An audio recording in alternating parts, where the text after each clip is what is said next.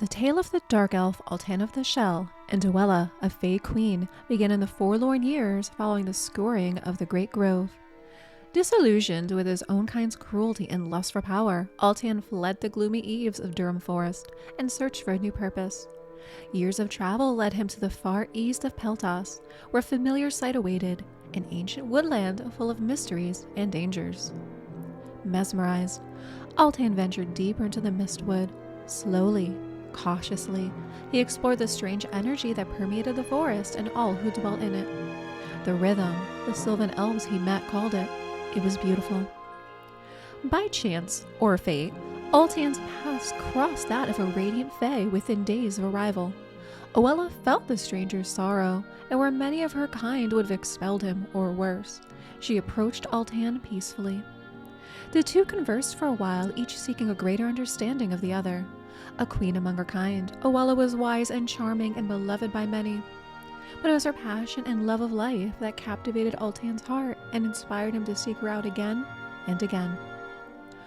Ultan's curiosity amused Oella, and she humored him with a handful of chance meetings. She learned that he was sagacious in his own right, kind-hearted, and determined to prove himself worthy of Mistwood. She was even more surprised by how driven he was to learn and master the ways of her kind. This was a daunting task, even for sylvan elves, and nigh impossible for an outsider. Yet Ultan persisted. As decades passed, the pair's curiosity in one another evolved into trust and respect, then turned to friendship. Over time, this became love. The other fair folk disapproved.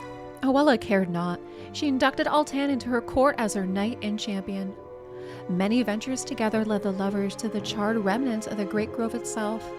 There, Oella and her handmaidens sought to find the source of lingering corruption and a way to heal it. But all they found was death. Twisted monstrosities, maddened fae, and sylvans assailed them on all sides. Oella's handmaidens would have surely perished were it not for Ultan's courage and skill. Heavily outnumbered, he fought with the ferocity of a dozen warriors and bought the queen's Retune time to withdraw. His injuries were grievous, and he would not have lived were it not for a miracle born from Oella's love. She held Ultan and poured her very essence into his terrible wounds. It was an act guided by desperation and instinct in equal measure, and it bound their spirits together. Ultan awoke soon after, changed. Fey magic flowed through his veins. He could feel its power, and to his joy, he felt closer to Oella than he had ever imagined possible.